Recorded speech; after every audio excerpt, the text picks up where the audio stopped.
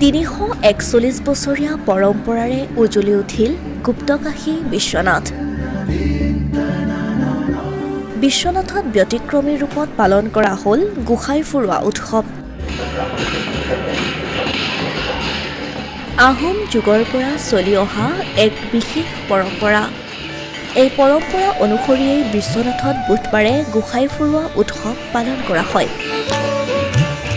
বহাগৰ দ্বিতীয় দিনটোত প্ৰায় 341 বছৰীয়া পৰম্পৰা অনুসৰি গুপ্তকাশী বিশ্বনাথ ঘাটত বিশ্বনাথ গোসাইক ফুৰোৱা উৎসৱ ভক্তসকলে পালন কৰি আহিছে।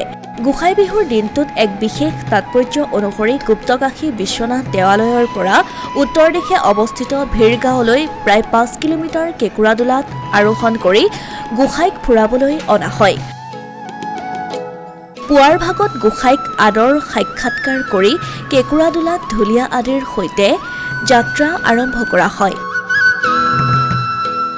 নিৰ্দিষ্ট কেতবোৰ চেও বজাই ঢুলীয়াসকলে যাত্ৰা আৰম্ভ কৰে।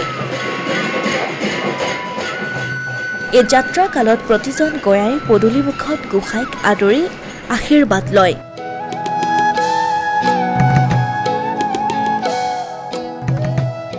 এই যাত্ৰাই এটা সময়ত ভিৰগাঁৱৰ নামঘৰত আশ্ৰয় লোৱাৰ পিছতেই গোসাইক কেঁকুৰাদোলাত বিশ্বনাথ দেৱালয়লৈ অনা হয়। আমাৰ এইটো বিশ্বনাথ ঘাটত এইটো মানে আমাৰ খাতাম পুৰুষীয়া, আচলতে এইটো মানে বছৰ বছৰ ধৰি চলি আহি আছে। আজি এনেকৈ আমাৰ আজি 2 বহাগৰ দিনা আমাৰ বিশ্বনাথ বাবা গোসাইক মানে আমি লৈ যোৱা হয়। 5 কিলোমিটাৰ আঁতৰত আমাৰ তেওঁক লৈ যোৱা হয়। তাতে মেলাও হয়। সেই মেলাৰ পৰা এনেকৈ আহি আপোনাৰ আকৌ ৰাতি গোটেই ৰাতভৰ আমাৰ অসমৰ মানে কোনো জেগাত চাগে এনেকুৱা নাই যে আজি এই তাৰিখটোত যিটো গোসাই বিহু আমাৰ বিশ্বনাথ ঘাটৰ নিচিনা যিটো ফূৰ্তি, যিটো আনন্দ, আমাৰ গোটেই বছৰটোৰ মানে যি ফূৰ্তি আজি ৰাতিটোৱেই কৰা হয়। আজি দিনৰ পৰা এতিয়াও আপোনালোকে গ'লে দেখিব যে বিহু চলিয়ে আছে।